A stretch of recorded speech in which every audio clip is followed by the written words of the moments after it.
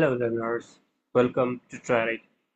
Today we will be knowing about try, catch and finally blocks. Here, why we use this try catch? To prevent some uh, termination due to runtime exception. There can be different exceptions occur during our programs, and these runtime exceptions terminate the program. So to prevent this termination due to the runtime exceptions, we allow this try catch, and it allows the program to handle errors gracefully. It enables debugging, safe and recovery access also. Now syntax of the try-catch block.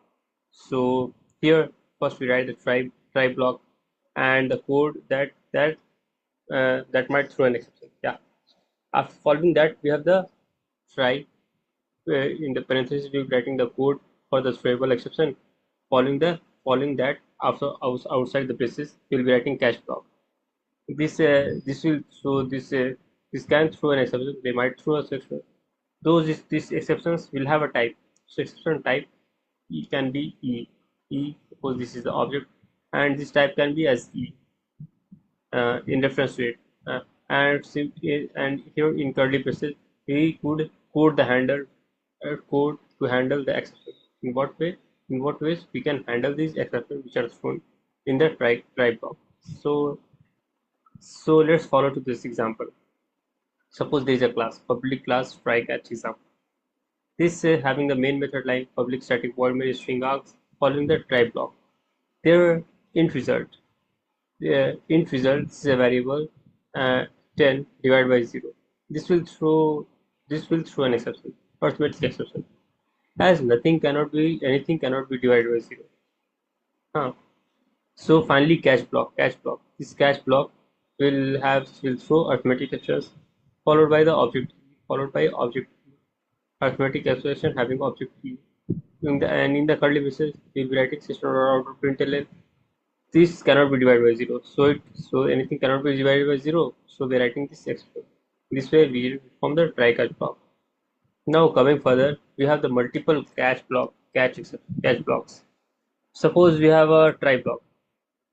Here for multiple catch block, we have a try block having a array int arr equals new int here initializing the memory with 3 elements only. New int 3 we are testing the memory. And arr 5, suppose we are performing array index 5, arr of 5 equals 100. This is the try block. In the try block we are writing the code.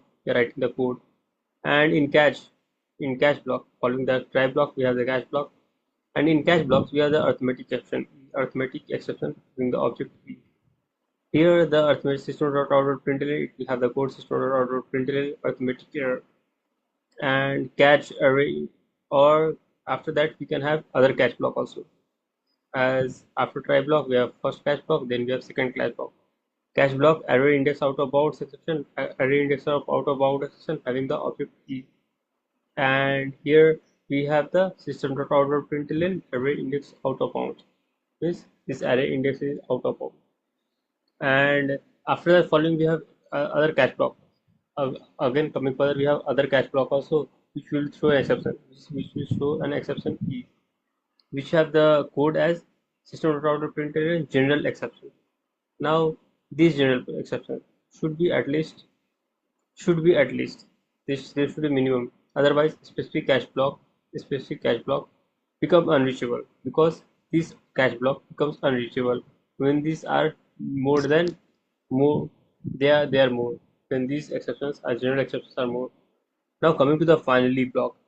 The finally block is it's always executable, yeah, whether an exception is stored or not. This will finally anyhow execute.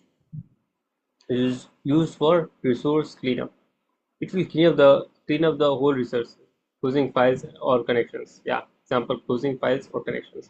So now suppose we have try block having int data 50 divided by 0, and we substitute this try block will have the code 50 divided by 0, and suppose we have the catch block after that. Following that we have the catch block, which will be printing which have the code which uh, catch block is arithmetic exception is catching an exception, so it will throw us catch arithmetic exception and it has a core system route printer and caught exception.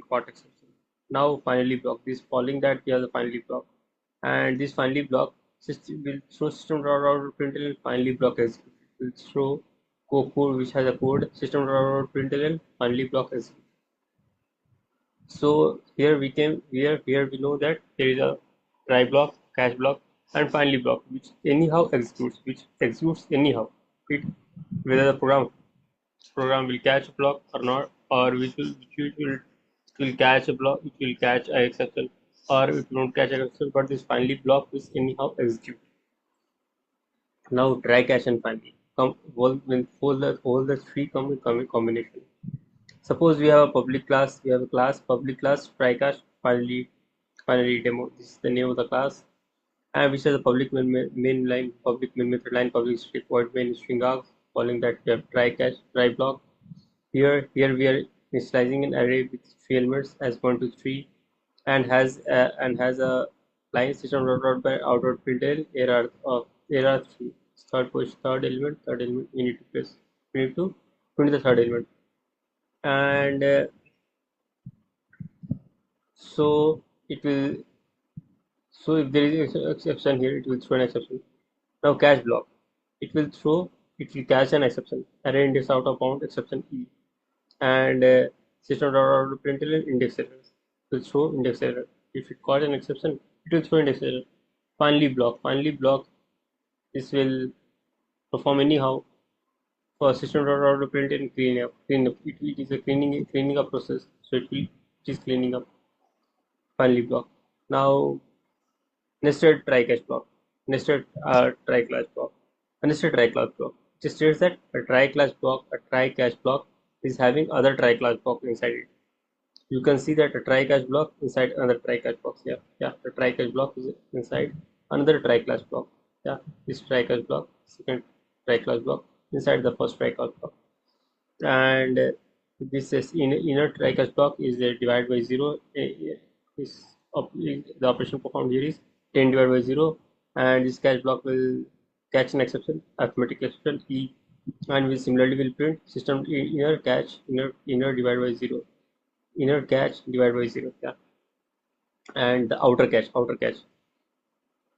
it will throw an exception E, outer catch will throw an exception E, which will throw which is it will print a line outer catch. This is outer catch block. So the common mistakes which will always come across these exception handling classes are catching exceptions too early. It hides specific. If we catch exception to so much earlier only, they will hide specific errors. They will hide the respective errors that can occur.